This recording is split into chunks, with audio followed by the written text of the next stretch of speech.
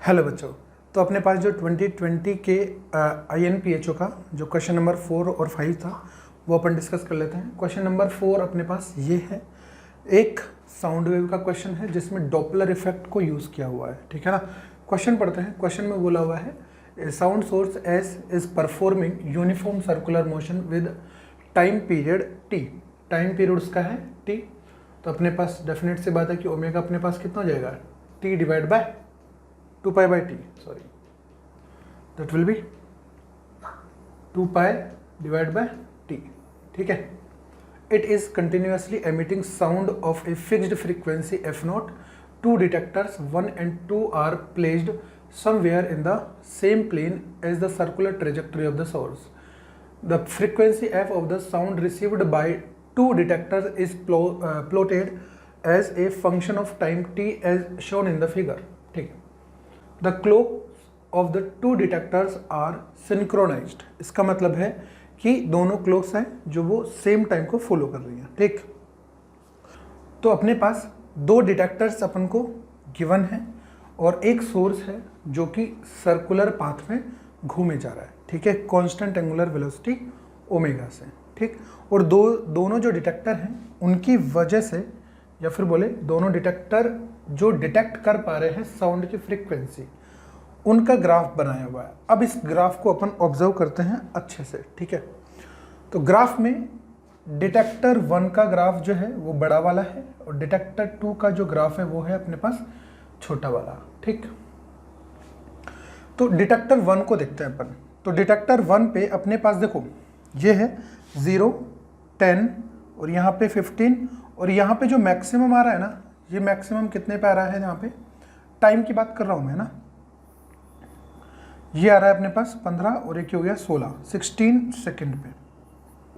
ठीक है, फिर सेकंड मैक्सिमम अपने पास कितने पे आ रहा है, देखो ये रहा डिटेक्टर 1 के लिए, ये आ रहा है 40 पे। इसका मतलब एक बात तो पक्की है कि जो मैक्सिमम और मिनिमम के बीच में जो टाइम पीरियड है, मतलब कितना टाइम उनको लग रहा है, वो है अपने पास यहाँ से और यहाँ तक। और ये टाइम अपने पास कितना आ गया, 40 - 16 इज 24 सेकेंड, है ना। डिटेक्टर अगर मैं सेकेंड की बात करता हूं तो यहां पे पीक अपने पास कहां पे आ रहा है, ये रहा, मतलब 20 पे डिटेक्टर 2 के लिए। और यहां पे अपने पास पीक कहां पे आ रहा है, देखो ये हो गया 40, ये हो गया 45 और यहां पे है 44, 44। तो इसमें 20 और 44 में इसमें भी डिफरेंस कितने का है, 24 का। इसका मतलब ये हुआ कि जो अपने पास पूछा गया है, take the speed of sound in the medium is 330, ये अपने पास स्पीड ऑफ साउंड अपन को यूज करनी है। Determine the time period T of the source, मतलब जो सोर्स है वो कितने टाइम पीरियड से रोटेट किए जा रहा है। ठीक है, अब रोटेट वापस से देखो, मैक्सिमम से मैक्सिमम के बीच में टाइम जो है वही तो टाइम पीरियड होगा। यहाँ पे भी मैक्सिमम से मैक्सिमम के बीच में टाइम पीरियड वही मैक्सिमम टाइम वही टाइम पीरियड होगा सोर्स का घूमने का। आप ऐसे समझ सकते हो कि जैसे मान लो अपने पास ये जो सोर्स है ना, वो इस सर्किल में घूमे जा रहा है। अब जब सर्किल में घूमेगा तो जो डिटेक्टर है वो कहीं ना कहीं पे तो होगा, या तो अंदर हो सकता है या बाहर हो सकता है।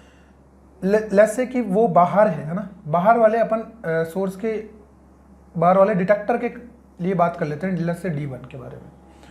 तो ये जो D1 है, ये यहाँ से जो फ्रीक्वेंसी है जो ऑब्जर्व करेगा उसका मैक्सिमा मैक्सिमा जो है वो कंप्लीट टाइम में कितनी बार आ रहा है अपने पास, 24 में अपने पास आ रहा है सेकेंड टाइम, है ना। इसका मतलब है कि जैसे मान लो कि ये है ना, पॉइंट P के ऊपर जब रहता है तो यहाँ पे इसको D1 को मैक्सिमम मिलता है। अब D1 को वापस से मैक्सिमम कब मिलेगा, जब ये वापस से पलट के यहाँ पे आ जाएगा, है ना। इसका मतलब ये हुआ कि जो सोर्स जिस एंगुलर फ्रीक्वेंसी से या फिर बोले जिस टाइम पीरियड से रोटेट कर रहा है, वो टाइम पीरियड कितना अपने पास, t = 24 सेकेंड। ठीक है, अब छोटे वाले ग्राफ से देख सकते हो या फिर बड़े वाले D1 की वजह से देख सकते हो या डिटेक्टर D2 की वजह से देख सकते हो। सही बात है। तो तो दोनों के बीच में अपने पास जो टाइम गैप होगा, पीक से पीक या मिनिमम से मिनिमम के बीच में भी निकालोगे तो भी अपने पास कितने पास आ जाएगा, 24 सेकेंड। ठीक है, तो अगर अपने पास 24 सेकेंड ये आ गया तो ओमेगा अपन क्या लिख सकते हैं, 2 pi divide by 24 pi by 12 radian पर सेकेंड। तो अपने पास फर्स्ट क्वेश्चन का जो आंसर है वो तो अपने पास हो जाता है 24 सेकेंड। ठीक है, अभी अपन इसको थोड़ा सा और ऑब्जर्व कर सकते हैं। देखो ऑब्जर्व में क्या कर सकते हैं अपन इसमें, अगर अपन इसमें देखें, देखो अगर दोनों पीक्स के बीच में जो टाइम देखें, है ना, डिटेक्टर 1 और डिटेक्टर 2, इन दोनों के बीच में ये जो टाइम रहेगा, ये देखो ये 20 है और ये 16 है, तो बीच में अपने पास कितना है, दोनों के बीच में 4 सेकेंड। ठीक है, और पीक से मिनिमम इन दोनों के बीच में टाइम कितना है, दोनों के लिए कैलकुलेट कर लेते हैं। वैसे तो टाइम पीरियड अपने पास ये 24 हो गया, तो दोनों के लिए पीक से और मिनिमम के लिए देखो, इसके लिए अपने पास यहाँ से और यहाँ तक है ये। ठीक है ना, तो ये 16 20 और ये होगा अपने पास 25, तो 25 माइनस 16 इज 9 सेकेंड, है ना, 9 सेकेंड। दोनों के लिए क्या सेम है क्या, चेक कर लेते हैं। इसका मैक्सिमम यहाँ पे, इसका मिनिमा कहाँ पे है, यहाँ कहीं पे, देखो यहाँ कहीं पे है इसका मिनिमा। ठीक है, तो ये अपने पास 30 और ये हो गया इसका 29, है ना, दैट इज़ 29, और ये अपने पास कितना है 20, ये 20 to 29 मतलब 9 सेकेंड। इसका मतलब ये हुआ डिटेक्टर 1 के लिए मैक्सिमम से मैक्सिमम के बीच में डिस्टेंस हो गई, डिस्टेंस का मतलब है कि टाइम गैप, है ना, टाइम गैप हो गया 24 second, that will be the time period of that revolving source. ठीक, डिटेक्टर 1 के लिए मिनिमम से मैक्सिमम के लिए फ्रीक्वेंसी के लिए टाइम आ रहा है 9 सेकेंड, और डिटेक्टर 1 और डिटेक्टर 2 दोनों के मैक्सिमम के बीच में टाइम आ रहा है अपने पास 4 सेकेंड। ठीक है, डिटेक्टर 2 के लिए मैक्सिमम से मिनिमम के लिए 9 सेकेंड। ठीक है, तो ये अपने डेटा अपन ने ऑब्जर्व कर लिया। ठीक, सेकंड क्वेश्चन की तरफ चलते हैं। फर्स्ट क्वेश्चन का आंसर तो हो गया अपने पास 24 सेकेंड। सेकंड क्वेश्चन अपन को बोल रहा है, देखो the figure below shows the circular trajectory of the source S. Qualitatively mark the position of both the detectors by indicating 1 and 2. Here O denotes the center of the trajectory and you must provide detailed justification of your answer in the detailed answer sheet. ठीक है, तो अपने पास देखो दो source हैं, तो दो सोर्स के होने की पॉसिबिलिटी कौन कौन सी हो सकती है। देखो अगर मैं पहले तो अपन ये देख लेते हैं कि हो सकता है दोनों अंदर हों, ठीक है, हो सकता है दोनों बाहर हों। जैसे मान लो कि ऐसे हो सकता है कि D1 D2, है ना, और ये भी D1 और D2, एक पॉसिबिलिटी हो गई। एक पॉसिबिलिटी ये हो गई, एक पॉसिबिलिटी हो सकती है कि D1 अंदर हो D2 बाहर हो, एक पॉसिबिलिटी ये हो गई। और एक और पॉसिबिलिटी हो सकती है कि D2 अंदर हो और D1 बाहर हो, एक पॉसिबिलिटी हो गई।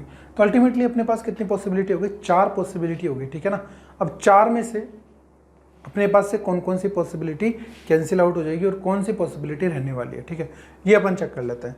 तो अपन ने बचपन में पढ़ा है, बचपन इन द सेंस डॉपलर इफेक्ट में 11th क्लास में क्या पढ़ा है,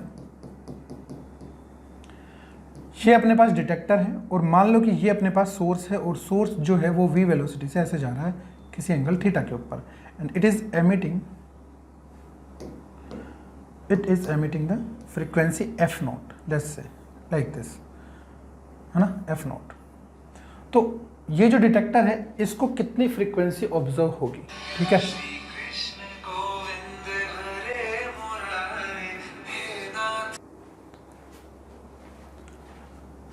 तो ये डिटेक्टर जो है जो ऑब्जर्व करेगा फ्रीक्वेंसी वो अपने पास क्या होगी, दैट विल बी f0, है ना, that is original frequency. Detector stationary है, रुका हुआ है, तो वेलोसिटी ऑफ डिटेक्टर बोले या फिर वेलोसिटी ऑफ सोर्स बोले, तो वेलोसिटी ऑफ अपन ऐसे रख लेते हैं। ठीक है, और कौन सी वाली वेलोसिटी कंपोनेंट की वजह से ये फ्रीक्वेंसी, इसको चेंज्ड फ्रीक्वेंसी ऑब्जर्व होगी, इस कंपोनेंट की वजह से, है ना, v cos थीटा की वजह से। और v साइन थीटा की वजह से कोई भी फ्रीक्वेंसी चेंज नहीं मिलेगी, ठीक है ना। और इसके बीच में जो डिस्टेंस है ना ये बहुत छोटी है, मतलब negligible in the sense 10 metre, 15 metre, 20 metre, 25 metre इसके आसपास, है ना। ऐसा नहीं है कि 1 किलोमीटर 2 किलोमीटर, है ना, क्योंकि 1 किलोमीटर 2 किलोमीटर में तो फिर अपने पास और भी चीज़ें इंक्लूड हो जाती हैं, ठीक। तो ये अपने पास 10 मीटर 20 मीटर है, ठीक है। तो अपने पास ये जो फ्रीक्वेंसी आती है वो कितनी बनेगी, f0 वेलोसिटी ऑफ साउंड, इसको अपन c से डिनोट कर देते हैं, ठीक है। Velocity of sound plus minus observer तो रुका हुआ है तो c डायरेक्ट रहेगा, और वेलोसिटी ऑफ साउंड अपने पास जो फ्रीक्वेंसी है वो बढ़ी हुई दिखाई देगी क्योंकि दोनों की रिलेटिव डिस्टेंस घट रही है, ठीक है ना। तो अपने पास बढ़ी हुई दिखाई देगी, मतलब नीचे आएगा माइनस ऑफ v अपने पास कितना है, v cos थीटा, है ना, v cos थीटा, ठीक है। तो ये फ्रीक्वेंसी ऑब्जर्व होगी किसको, इसको। तो अपन इसको थोड़ा सा इस तरीके से लिख सकते हैं, f is equals to f0 1 divide by 1 minus v by c cos theta, ठीक बात है।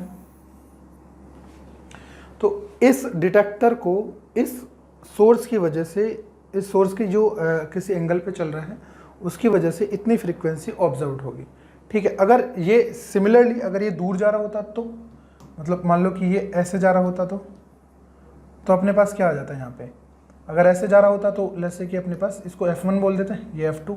अगर दूर जा रहा होता तो यहाँ पे जो माइनस आ रहा है उसकी जगह क्या आ जाता, प्लस आ जाता।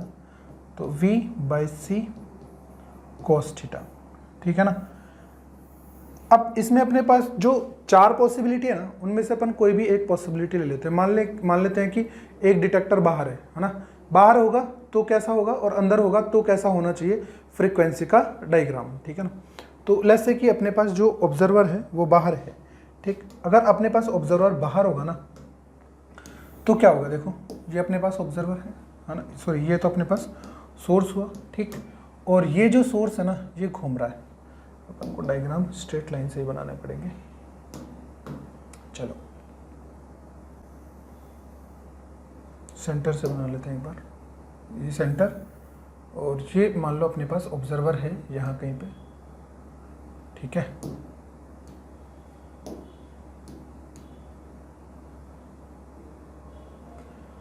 और ऑब्जर्वर जो है वो यहाँ पे है, मतलब डिटेक्टर जो है अपने पास यहाँ पे डिटेक्टर, ठीक। अब इस डिटेक्टर को कौन सी वाली फ्रीक्वेंसी पे मैक्सिमम मिलेगा, या फिर बोले कौन से वाले टाइम पे मैक्सिमम मिलेगा, जब जो सोर्स है वो यहाँ पे होगा, ठीक है ना। मतलब आप ऐसे समझ सकते हो कि ये देखो F1 डैश जो है, या फिर F1 सॉरी F1 डैश नहीं है, F1 जो है ये मैक्सिमम कब होगा, चेंज कौन है, चेंज कौन कर रहा है, केवल और केवल थीटा चेंजिंग हो रहा है ना उसके उस डायग्राम में, क्योंकि वो ऐसे घूम रहा है ना। तो घूम रहा है तो अपने पास एंगल जो है वो अपने पास कौन सा वाला बनेगा, थीटा जो एंगल है वो ही चेंज हो रहा है। देखो किस तरीके से एंगल थीटा चेंज हो रहा है, यहाँ से बना दिए परपेंडिकुलर, ठीक है। ये हो गया इसका सेंटर। तो अपने पास अगर मैं किसी एक आर्बिट्रेरी पोजीशन पे बोलूँ, है ना, मान लो कि मैं यहाँ पे बोल देता हूँ, तो यहाँ पे तो वेलोसिटी इस डायरेक्शन में रहेगी ना, तो इसका कोई दूसरा जो कंपोनेंट है वो यहाँ पे मिलेगा इसको, यहाँ पे, ठीक है ना।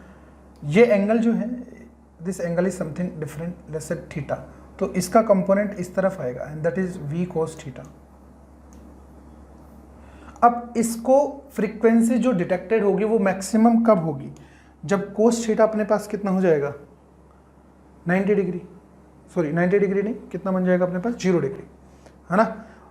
cos थीटा की वैल्यू कितनी हो जानी चाहिए, मिनिमम हो जानी चाहिए, ठीक है ना। तो अपने पास ये थीटा है, ये बन जाएगा 0 डिग्री। अब अगर मैं इसको मैक्सिमम करना चाहता हूँ तो नीचे वाले पार्ट को मैं कर देता हूँ मिनिमम, है ना। मिनिमम का मतलब हो गया कि ओनली थीटा इज चेंजिंग ना, तो अपने पास नीचे का पार्ट मिनिमम का मतलब ये वाला पार्ट मैक्सिमम हो जाना चाहिए।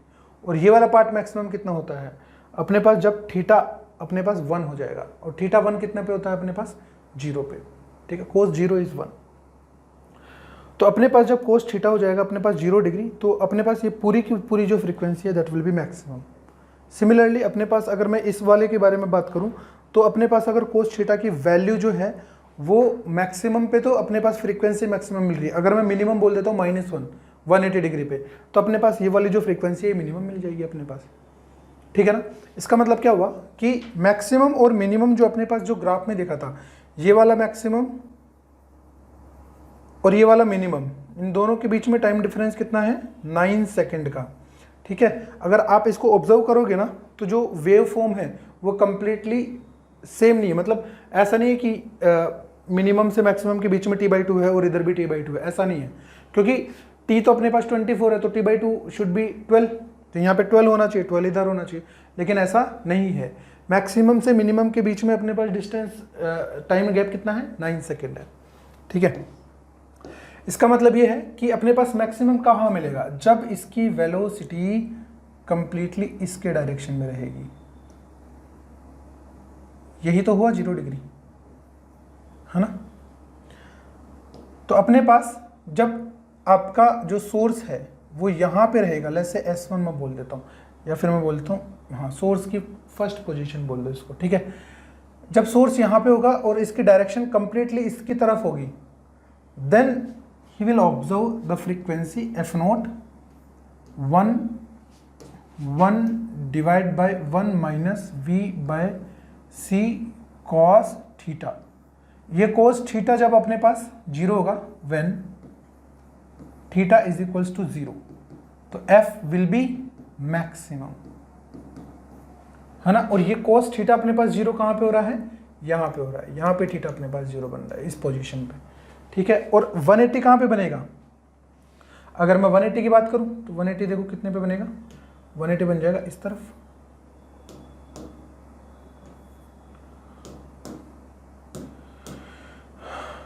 बनेगा अपने पास इस तरफ कहीं पे, ठीक है। या फिर अपन इससे परपेंडिकुलर बना लेते हैं पहले, यहाँ से ये परपेंडिकुलर बनेगा, तो ये इसको यहाँ पे मीट करना चाहिए, ठीक है, ऐसे। मतलब जब सोर्स यहाँ पे होगा और वो एग्जैक्टली इसके अपोजिट जा रहा होगा ना, ऐसे, तो ये अपने पास कौन सी पोजीशन होगी S2। यहाँ पे थीटा कितना हो जाएगा, दैट विल बी 180 डिग्री। और जब थीटा यहाँ पे 180 पे हो जाएगा, है ना, तो यहाँ पे अपने पास f2 कितना हो जाएगा, f0 1 divide by 1 plus v/c, और ये हो जाएगा अपने पास when theta is equals to this, तो f is equals to f1 is equals to f0 1 divide by 1 minus v/c, that is the maximum and that is the minimum. तो यहाँ से और यहाँ तक का जो टाइम है वो 9 सेकेंड है अपने पास, ये बोलना चाह रहा है ये। और बाकी का जो 24 में से बचा वो यहाँ पे है, ठीक है ना। तो अपने पास इसकी वैल्यू भी अपन को पता है और उसकी वैल्यू भी अपन को पता है। फ्रीक्वेंसी f0 मैक्सिमम की value 1 divide by 1 minus v/c, इसकी वैल्यू अपन को पता है कितना है, ये 1300 हर्ट्ज मैक्सिमम, है ना, from graph. f0 1 divide by 1 plus v/c is equals to अपने पास हो जाएगा ये 800 हर्ट्ज, ठीक बात है। तो जैसे ही मैं इसको सोल्व करूंगा तो यहां से अपने पास निकल के आ जाएगी f0 की वैल्यू 991 हर्ट्ज के आसपास, इन दोनों इक्वेशन को सोल्व करने के बाद।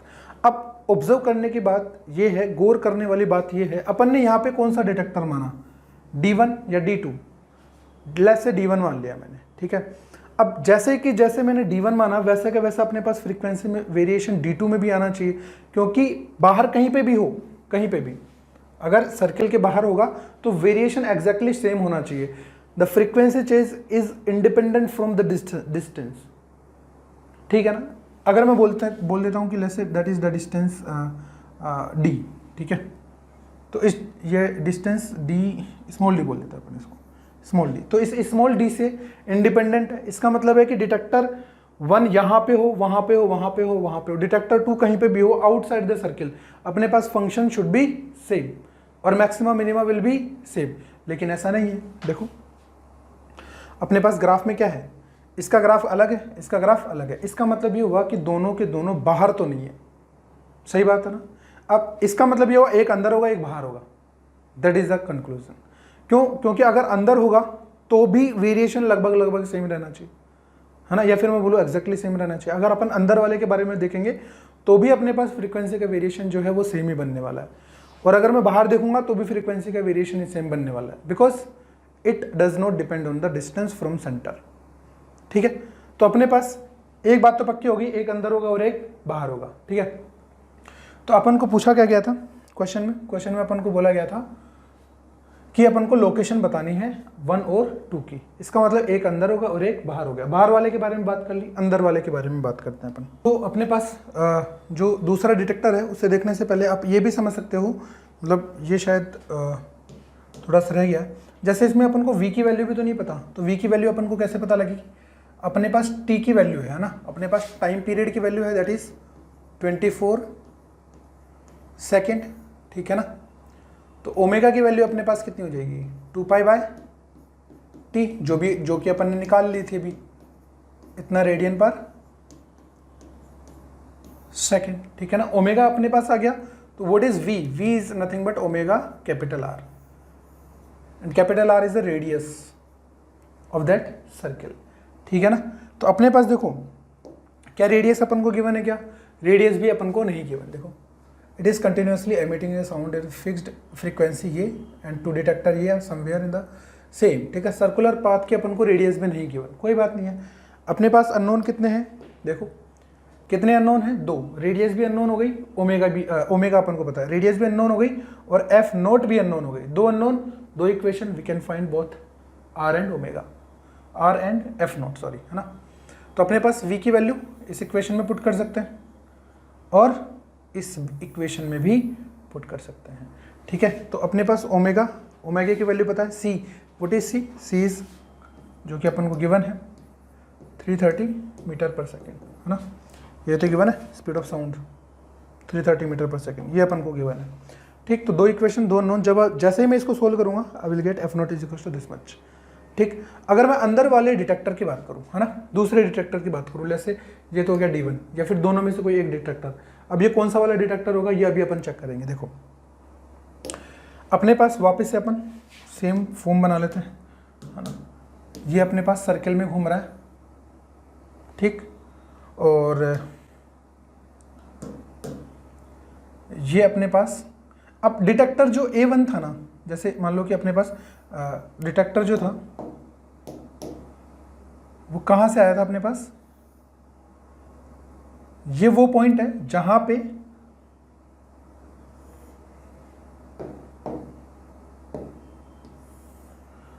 पे अपन को D1 के लिए पोजीशन मिली थी। ठीक है ना, ये S1 और ये S2, ये वो पोजीशंस है। ठीक है ना, ये वाली S1 और S2 पोजीशंस, जहां पे अपन को डिटेक्टर D1 के लिए मैक्सिमम और मिनिमम फ्रीक्वेंसीज मिली थी। तो उसके कितने सेकंड के बाद अगर मैं देखूं, जैसे इसको मैक्सिमम मिला यहाँ पे, ठीक है, D2 को मैक्सिमम कितने सेकंड के बाद में मिल रहा है? 4 सेकंड के बाद। देखो ठीक है, इसका मतलब क्या हुआ? 4 सेकंड के बाद अगर मैक्सिमम मिल रहा है, इसका मतलब ये हुआ कि डिटेक्टर यहाँ से, सोर्स यहाँ से चला और यहाँ पे कितनी देर में पहुँचेगा वो? ये पूरा यहाँ से और यहाँ तक 9 सेकंड में पहुँच रहा है, क्योंकि मैक्सिमम और मिनिमम के बीच में कितना डिस्टेंस है? 9 सेकंड का। इसका मतलब यहाँ पे कितनी देर में पहुँचेगा वो? 4.5 सेकंड में पहुँचेगा। सही है ना?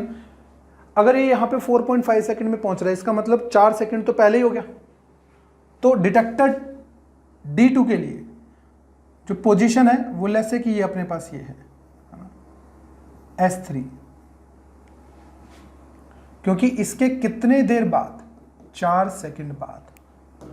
हम after how many time? 4 second के बाद। 4 सेकंड के बाद ये जो सोर्स है वो यहाँ पे पहुँच गया, और जब सोर्स यहाँ पे है तो D2 डिटेक्टर जो है वो मैक्सिमम रिकॉर्ड कर रहा है, मैक्सिमम फ्रीक्वेंसी रिकॉर्ड कर रहा है।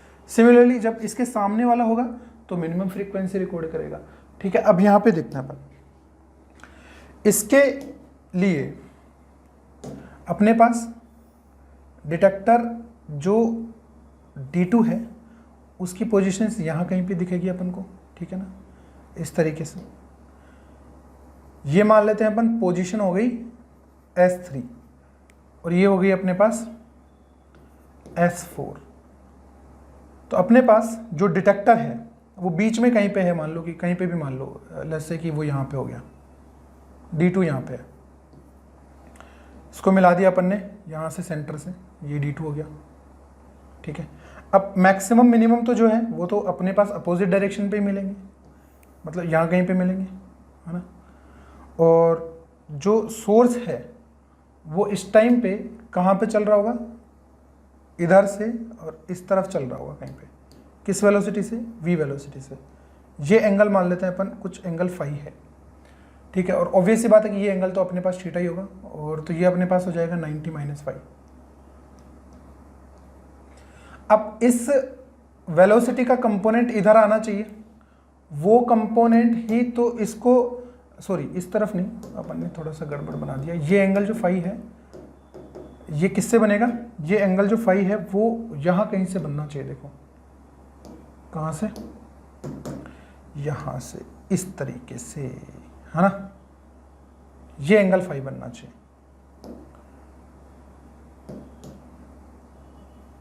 क्योंकि यहाँ से और डिटेक्टर ये है, दैट इज अ डिटेक्टर ना।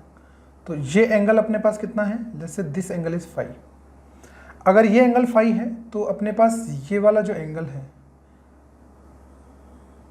जो अपने पास ब्लू वाली लाइन है ना, वो वाला 90 - फाई एंगल बनेगा ये, ठीक है ना। That will be 90 - phi. अगर ये 90 - फाई बन रहा है और ये अपने पास एंगल कुछ भी मान लेते हैं, जैसे अल्फा मान लिया अपन ने, और ये एंगल मान लिया अपन ने, जैसे बीटा मान लिया मैंने ये, ठीक है। अब मैं ये ट्राइंगल देखता हूँ, that is CS3 D2 triangle देखता हूँ। या फिर ट्राइंगल से पहले अपन यहाँ पे मैक्सिमम फ्रीक्वेंसी लिख लेते हैं। इसका कंपोनेंट जो इधर आएगा कौन सा आएगा, V cos फाई, है ना। तो उसकी वजह से अपने पास यहाँ पे फ्रीक्वेंसी मिलेगी मैक्सिमम, ठीक है। तो F = F0 1 divide by 1 - V cos phi divide by C, ठीक है। ये अपने पास मैक्सिमम फ्रीक्वेंसी बनेगी। अब यहाँ पे अपने पास cos फाई का पता ही नहीं है ना। क्यों नहीं पता, क्योंकि देखो cos फाई अपने पास यहाँ से और यहाँ तक में अपने पास मिनिमम और मैक्सिमम मिल गई ना D1 में। D1 में तो अपन ने बता दिया था कि भाई जो cos फाई है वो मैक्सिमम और मिनिमम 1 और -1 हो जाएगा। तो एक बार 0 डिग्री हो गया था, एक बार 180 डिग्री हो गया था। लेकिन यहाँ पे तो जो अपने पास फाई एंगल है वो 0 डिग्री और 180 डिग्री तक तो पहुँचेगा ही नहीं। क्यों, क्योंकि अपने पास जो डिटेक्टर D2 है ना, उसके लिए अपने पास यहाँ से लेके और यहाँ के बीच में ही अपने पास मैक्सिमम और मिनिमम दोनों आने हैं D2 में। सही बात है ना। और D2 में अगर दोनों मैक्सिमम और मिनिमम आने हैं तो एक मान लो कि यहाँ पे आ गया मैक्सिमम और यहाँ पे आ गया मिनिमम, और दोनों ही केसेस में अपने पास जो एंगल है, किससे एंगल, ये जो अपने पास डिटेक्टर को मिलाने वाली लाइन है ना, उससे एंगल कभी 0 डिग्री और कभी 180 डिग्री बनेगा ही नहीं। ठीक बात है ना।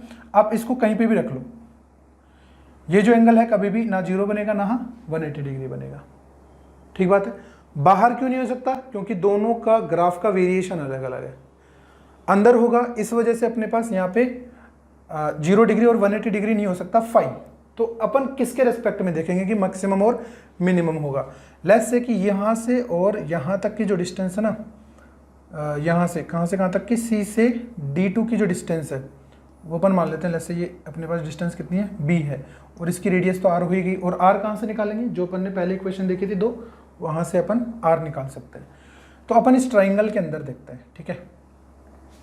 अब अपन ये देख सकते हैं कि कौन सा एंगल अपन को बता सकता है कि कौन सा एंगल मैक्सिमम और कौन सा एंगल मिनिमम हो सकता है। ठीक है ना। तो यहाँ पे अपन ये चेक कर सकते हैं। देखो ये 90 - फाई है ना अपने पास, ये रेडियस R होगी। तो अपने पास यहाँ से साइन रूल लगा सकते हैं। पहले साइन रूल से पहले अपन ऐसे देख लेते हैं कि ये जो अपने पास है ये cos फाई हो गया ना, तो डायरेक्ट साइन रूल लगा लेते हैं। साइन रूल क्या बोलता है, एंगल के सामने वाली साइड और साइन थीटा, उसका जो रेशियो है वो हर ट्राइंगल के आमने सामने वाली साइड आमने सामने वाली एंगल और साइड के लिए सेम होता है ना। मतलब इसके सामने वाली जो साइड है वो बी है, तो sine of 90 minus 5 divide by B, यही हुआ triangle, I am talking about triangle CH3D2, ठीक है, इज इक्वल्स टू, मैं बीटा के लिए बात कर लेता हूँ क्योंकि अल्फा भी जो अपने पास है ना एंगल, वो भी ना 90 होगा, 0 डिग्री हो जाएगा, लेकिन 90 और 180 के आसपास कुछ भी नहीं होगा, ठीक है ना। तो यहाँ से अपने पास कितना बन जाएगा, sine of beta divide by R. तो यहाँ पे देखो साइन ऑफ 90 माइनस 5 क्या बन गया, कॉस 5 बन गया ये। तो कॉस 5 को अपन लिख सकते हैं B divide by R sine beta, we can put this cos 5 value here.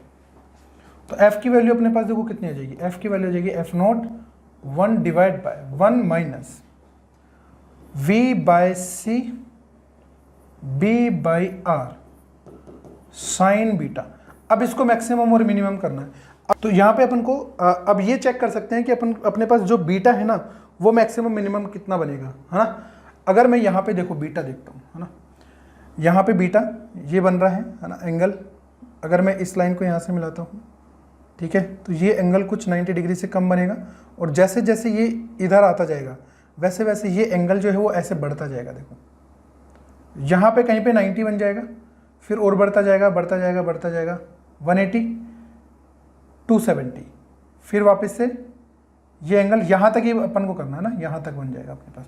इसका मतलब अपने पास जो साइन बीटा के अंदर 90 भी आ रहा है और 270 भी आ रहा है, तो साइन बीटा जो है वो मैक्सिमम पे भी जा सकता है और मिनिमम पे भी जा सकता है, सही बात है ना। इसका मतलब हुआ कि अपने पास ये जो बीटा की जो वैल्यू है ना वो +1 और -1 दोनों आ सकती है। अब ये जो +1 कब आएगी, जब बीटा अपने पास कितना हो जाएगा 90 डिग्री, और -1 आ जाएगी बीटा जब अपने पास कितना हो जाएगा 270 डिग्री, और दोनों ही जो एंगल है 90 डिग्री और 270 डिग्री वो इन दोनों पोजीशन के बीच में अपने पास बन रहा है, ठीक है ना। बीटा के बारे में बात कर रहा हूं मैं, ठीक। तो अपने पास जब +1 आएगा और -1 आएगा तो अपने पास देखो मैक्सिमम कितना बन जाएगा,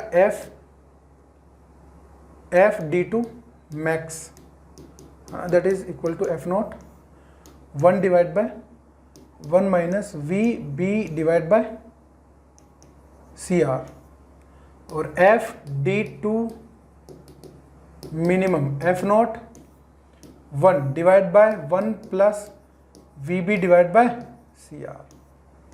ये अपने पास दोनों हो गई।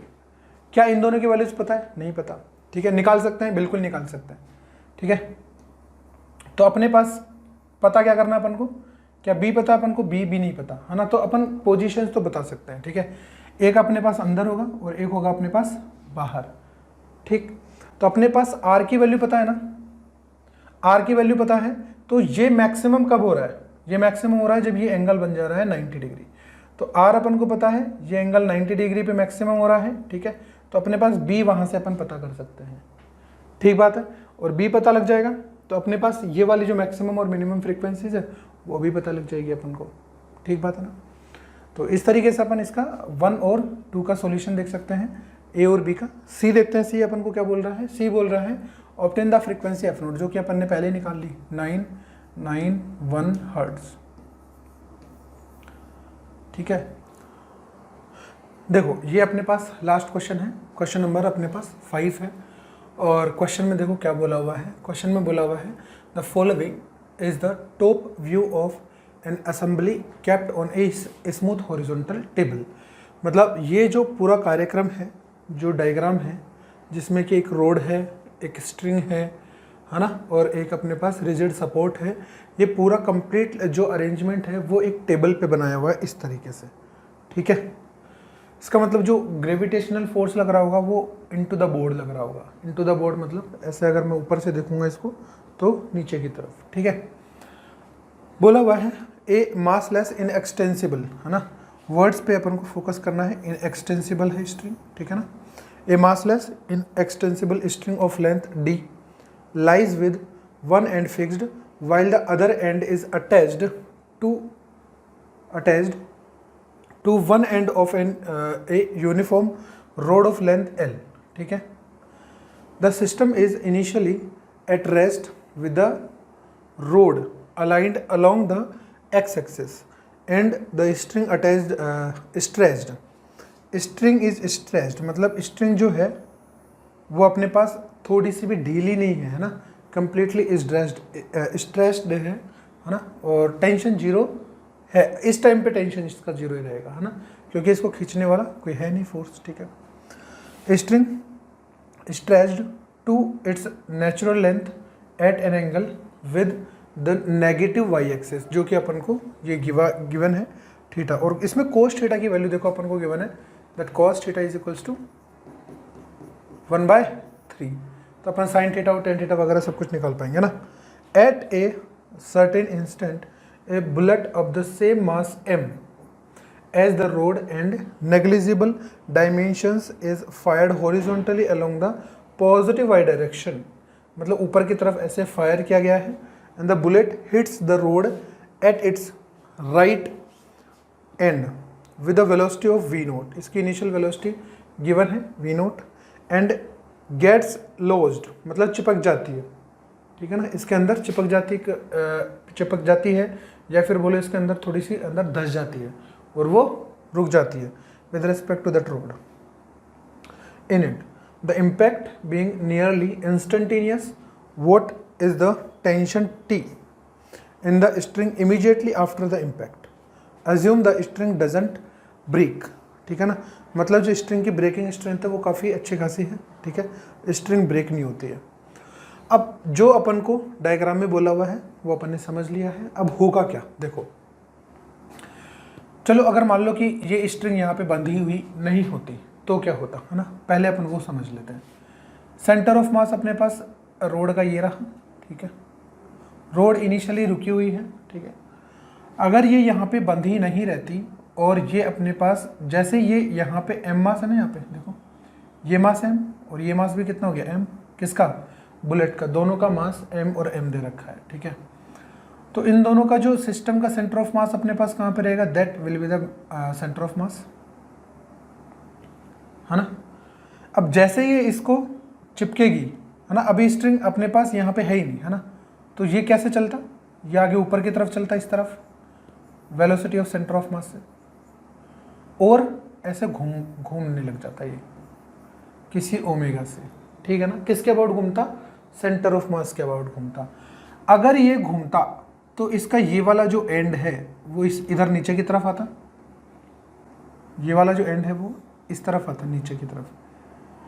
ये जो लेंथ है ये कितनी हो जाएगी अपने पास, देखो ये अपने पास कितना है l/2, दैट इज l/2, और यहाँ से ये वाला भी बचेगा l/2 होगा, और ये मास m और ये मास m, तो डेफिनेट सी बात है कि l/2 का भी हाफ होगा अपने पास।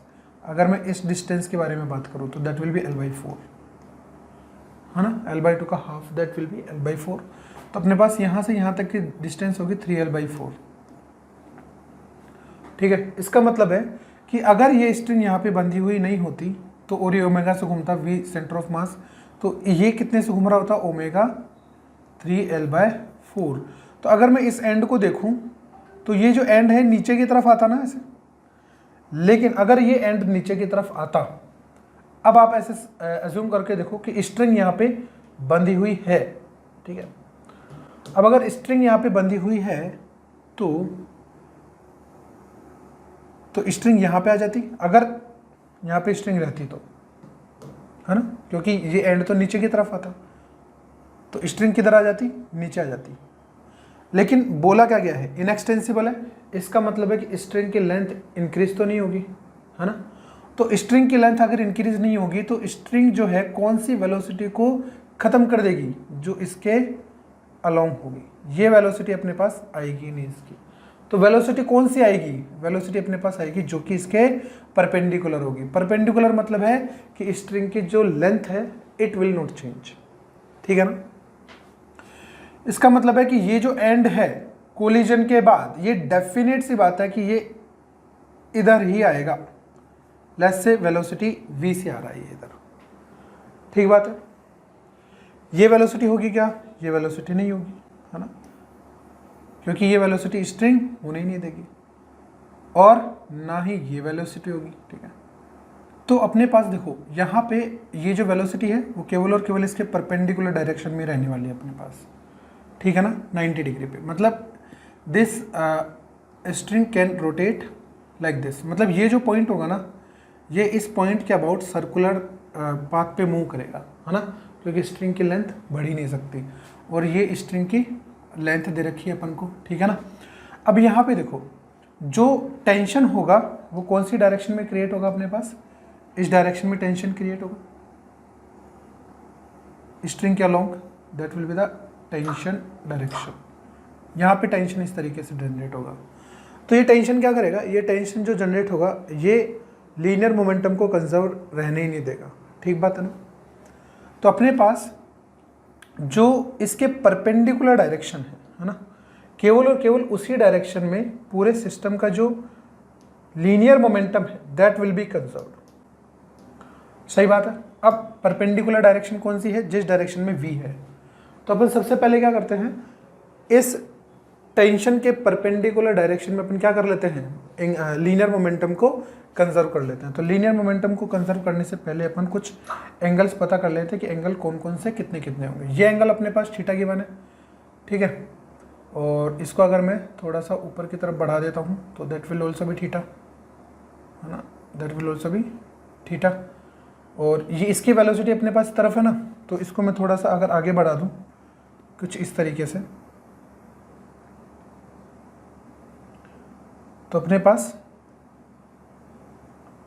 ये एंगल भी कितना बन जाएगा, थीटा, है ना। तो अपन को इसके परपेंडिकुलर डायरेक्शन में वेलोसिटी चाहिए इसकी, है ना। तो इसकी जो v0 वेलोसिटी है इसके परपेंडिकुलर डायरेक्शन में इस तरफ होगी, that will B v0 sign theta, है ना, बुलेट की before collision v0 sign theta, है ना, इसके परपेंडिकुलर डायरेक्शन में। अब यहाँ पे देखो इसके अबाउट, इस पॉइंट के अबाउट ये जो सेंटर ऑफ मास है अपन को पहले ऐसे कर लेते हैं, परपेंडिकुलर डायरेक्शन में, मतलब स्ट्रिंग के इसके परपेंडिकुलर डायरेक्शन में अपन को निकालना है P initial is equals to P final, है ना। तो पी इनिशियल से ऑब्वियस सी बात है कि अपने पास केवल और केवल बुलेट का होगा, तो M V nought sine theta, है ना, यही होगा M V nought sine theta, that is initial momentum perpendicular to the tension direction, perpendicular to the string direction. और आफ्टर कोलिजन देखो क्या होगा, ये जो है ना सेंटर ऑफ मास ये ऊपर की तरफ जाएगा, तो इसके अबाउट, इस पॉइंट के अबाउट सेंटर ऑफ मास जो होगा वो ऐसे सर्कुलर मोशन कर रहा होगा, ऐसे ओमेगा, जितनी ओमेगा ये आएगी ना उतनी ओमेगा से ये सर्कुलर मोशन ऐसे करेगा। मतलब ये हुआ कि सेंटर ऑफ मास के अबाउट, सॉरी इस पॉइंट P के अबाउट, है ना, जैसे इस पॉइंट को P बोल देते हैं अपन, P के अबाउट जो सेंटर ऑफ मास है उसकी वेलोसिटी अपने पास कितनी बनेगी, ओमेगा इंटू 3L/4, है ना। ये तो इस पॉइंट P के अबाउट हुआ ना, पॉइंट P की वेलोसिटी कितनी है v, तो अपने पास ग्राउंड फ्रेम के रेस्पेक्ट में सेंटर ऑफ मास की जो वेलोसिटी है उसको अपन उसमें अपन v भी ऐड करने पड़ेगा अपन को। v ऐड क्यों करना पड़ेगा, क्योंकि अपन जैसे मान लो कि इसके रेस्पेक्ट में इसकी वेलोसिटी अपन को पता लग गई, अपन को चाहिए ग्राउंड के रेस्पेक्ट में, तो इसकी वेलोसिटी इसके फ्रेम में प्लस इसकी वेलोसिटी p की velocity, that will be in the frame of ground, ठीक है। तो अपन को क्या करना है, अपन को करना है इसकी वेलोसिटी इस डायरेक्शन में अपन को प्रोवाइड करनी है, इसके परपेंडिकुलर, है ना, इसी डायरेक्शन में तो है ये कौन सी वेलोसिटी प्रोवाइड की अपन ने इसको, ये v। तो सेंटर ऑफ मास की देखो वेलोसिटी कितनी है, एक तो ये v है और एक ये वेलोसिटी है, और अपन को कौन सी डायरेक्शन में वेलोसिटी लिखनी है, अपन को perpendicular to this tension line, है ना। तो इसको अगर अपन थोड़ा सा और बढ़ा दें, तो इसको मैं थोड़ा सा और बढ़ा देता हूँ ऊपर की तरफ,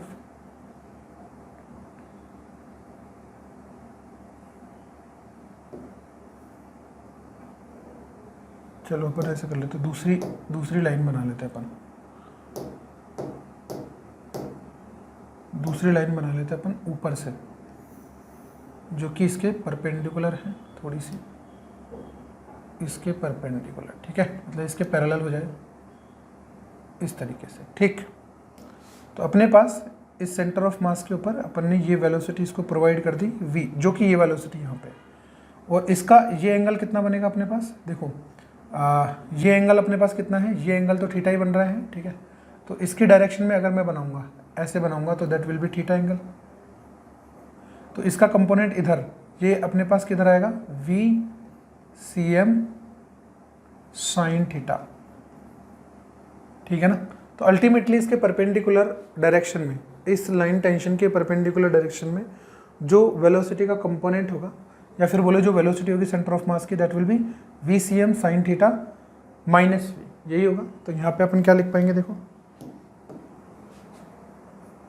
2m मास और वेलोसिटी बनेगी अपने पास omega 3l/4 sine theta minus V. एक इक्वेशन तो अपने पास ये बन गई। That equation is due to conservation of linear momentum, ठीक बात है।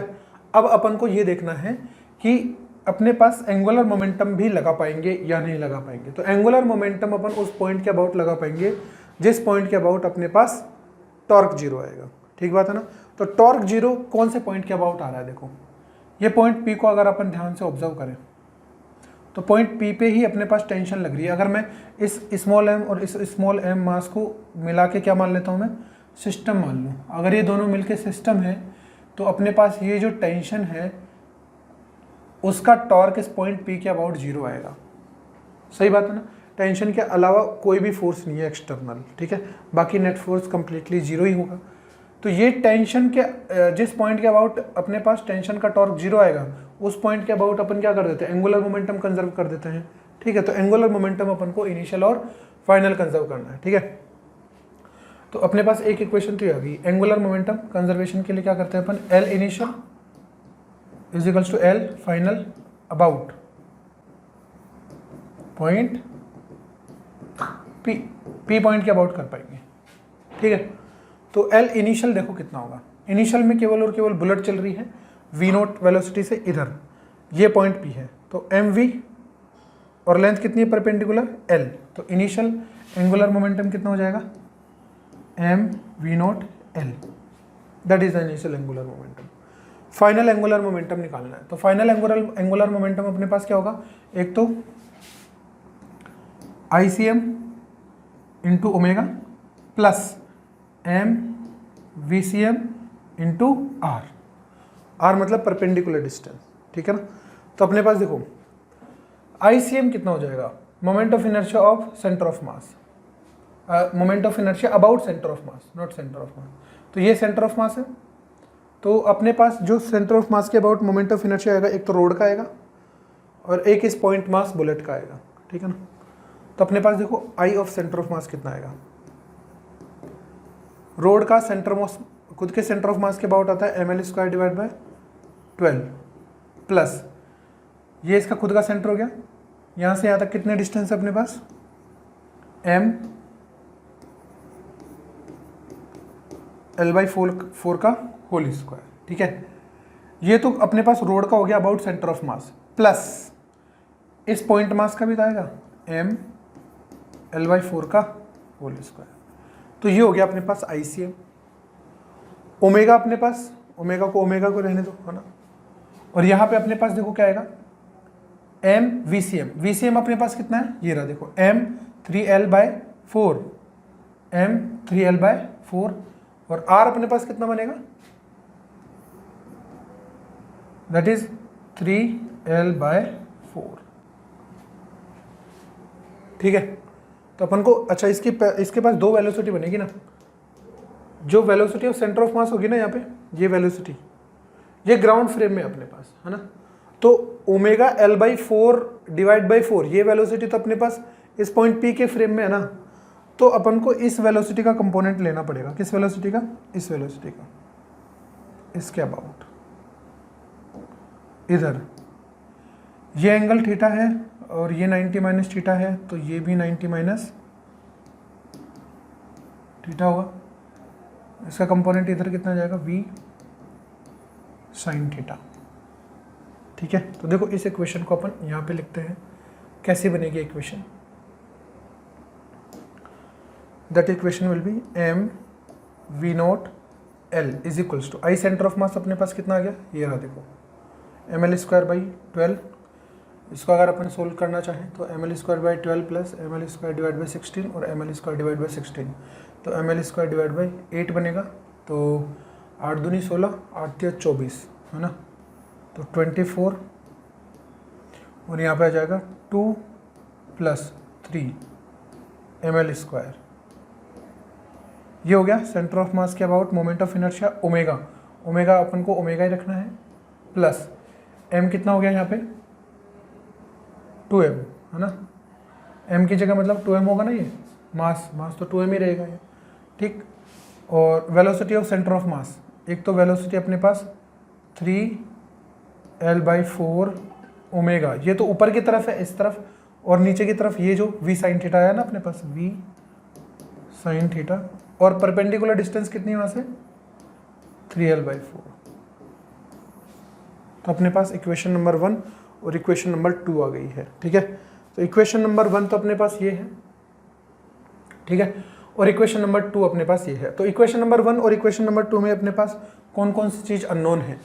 एक तो अपने पास v नहीं पता अपन को, है ना, जो कि इसकी वेलोसिटी है, और एक अपन को ओमेगा नहीं पता, है ना, थीटा अपन को पता है, और बाकी सारी चीज़ें अपन को इसमें पता है। जब इन दोनों इक्वेशंस को अपन सोल्व करते हैं, ठीक है, तो जैसे दोनों इक्वेशन को मैं सोल्व करूँगा, then I will get the values of v and omega.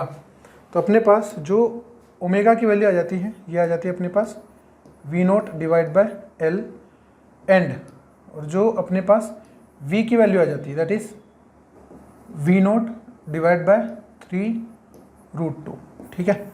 ये इक्वेशन से सोल्व करके अपन ने निकाल लिया ओमेगा और v, ठीक है। अभी टेंशन आया नहीं है, अभी टेंशन आएगा। तो टेंशन निकालने के लिए देखो क्या करना है अपन को दूसरा डायग्राम बना लेंगे, ठीक है। दूसरा डायग्राम बना लेते हैं अपन, देखो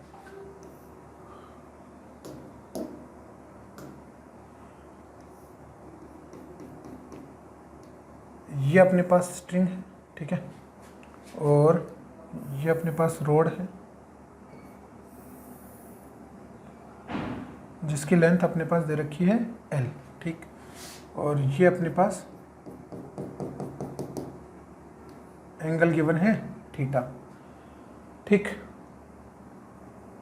यहाँ पे ये एम्बेडेड हो जाता है, ये अपने पास हो गया m मास, और ये भी m मास, और ये हो गया अपने पास सेंटर ऑफ मास। तो अभी अपन को टेंशन निकालना है, तो इसमें जो टेंशन है वो टेंशन अपने पास इस तरफ रहेगा, ठीक है ना, ये टेंशन की डायरेक्शन है।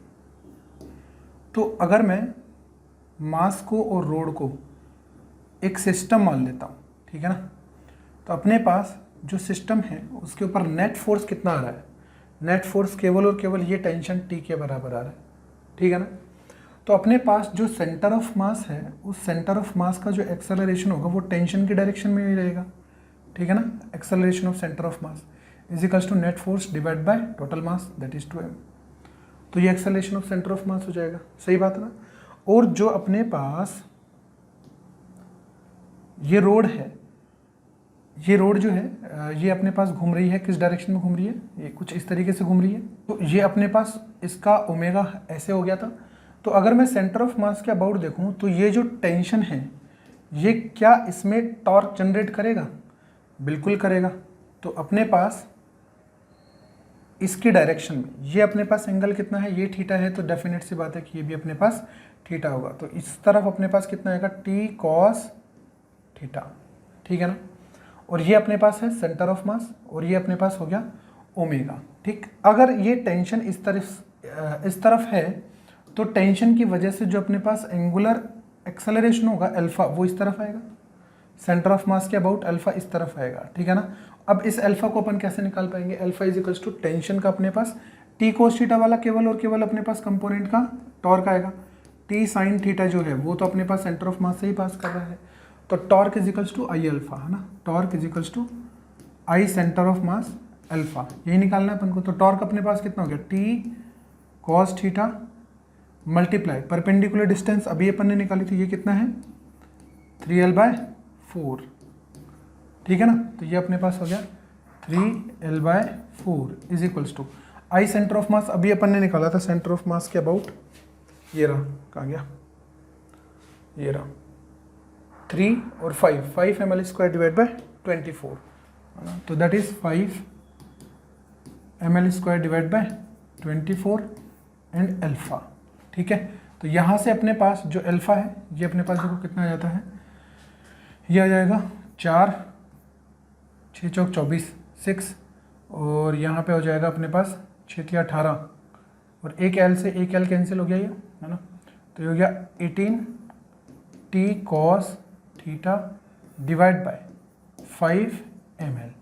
ठीक है, ये अपने पास कितना आ गया, ये अपने पास आ गया अल्फा, एंगुलर एक्सेलरेशन। ठीक, तो अगर ये अल्फा है, अब यहाँ पे अगर अपन अल्टीमेटली देखें कि ये जो पॉइंट है इसके अबाउट, किसके अबाउट, इस पॉइंट के अबाउट केवल और केवल सर्कुलर मोशन करेगा, और ये अपने पास d डिस्टेंस है ना, तो अगर ये केवल और केवल सर्कुलर मोशन करेगा तो इसका जो अपने पास एक्सेलरेशन आएगा वो अपने पास सेंट्रीपिटल एक्सेलरेशन आएगा। तो सेंट्रीपिटल एक्सेलरेशन को अपन क्या लिख पाएंगे, देखो centripetal acceleration will be v² divide by r मतलब d, ये जो डिस्टेंस होगी।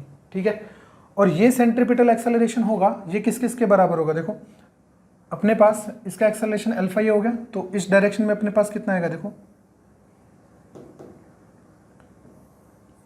ये tangential acceleration alpha into 3l/4 ये ऊपर की तरफ, और इसका इस डायरेक्शन में अपने पास कितना एक्सेलरेशन आएगा, दैट इज ω² इंटू 3l/4, ये रेडियल एक्सेलरेशन हो गया सेंटर ऑफ मास के अबाउट है ना। ये तो सेंटर ऑफ मास के अबाउट इस पॉइंट का एक्सेलरेशन हो गया।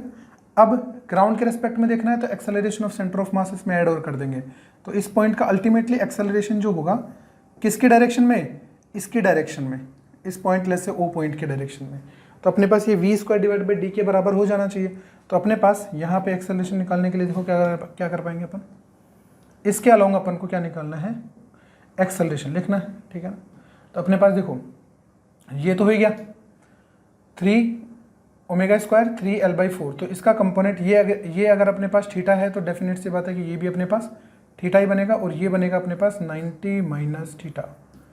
ठीक है, तो अपने पास इस डायरेक्शन में एक्सेलरेशन होगा, एक तो होगा a centre of mass minus plus इसका कंपोनेंट इधर प्लस आएगा ना, दैट इज 3α r ना, 3αl डिवाइड बाई 4 का cos थीटा।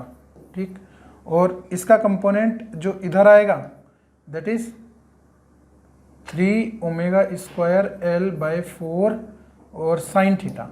ठीक है ना, मतलब ये आएगा माइनस में 3ω² l sine theta divide by 4। तो ये अपने पास क्या आ गया, acceleration of centre of mass अपने पास यहाँ से बन जाएगा। देखो, और एक्सेलरेशन ऑफ सेंटर ऑफ मास कहाँ है, ये रहा t डिवाइड बाय 2m, और अपने पास ओमेगा की वैल्यू निकाल ली अपन को, ओमेगा की वैल्यू अपन ने पहले निकाल ली थी, that is the value of omega v0 divide by l। तो अपने पास सबकी वैल्यू पता है, देखो इसकी वैल्यू अपने पास कितनी आ गई, t डिवाइड बाय 2m, और यहाँ पे अपन को किसकी वैल्यू नहीं पता, अल्फा की वैल्यू ये रही, यहाँ से अल्फा की वैल्यू पुट करेंगे। ठीक है, और इसमें cos थीटा वगैरह सब कुछ पता है, यहाँ से ओमेगा की वैल्यू अपने पास अभी देखिए अपन ने कितनी आई थी, v0 डिवाइड बाय l, और बाकी सारी वैल्यूज अपन को यहाँ पे पता है। ये v² की वैल्यू, यहाँ पे v अपने पास कितना आया था अभी, v डिवाइड बाय 3√2, ये वैल्यू पुट कर दी, और d अपने पास रहेगा ही रहेगा। जैसे मैं इस इक्वेशन को सोल्व करता हूँ then I will get the value of tension in the string. ठीक है, तो अपने पास जो टेंशन की वैल्यू है that will B equal 5/4 m v0² 1/18 d plus 1 divide by l√2। तो ये अपने पास इसके अंदर इस इंस्टेंट पे टेंशन आ जाएगी just after collision the bullet at the second end of that road. ठीक है, तो इस तरीके से अपने पास 2020 के सारे क्वेश्चन अपन ने डिस्कस कर लिया है। अब नेक्स्ट वीडियो में अपन आएंगे 2019 के लिए। ठीक है, चलिए।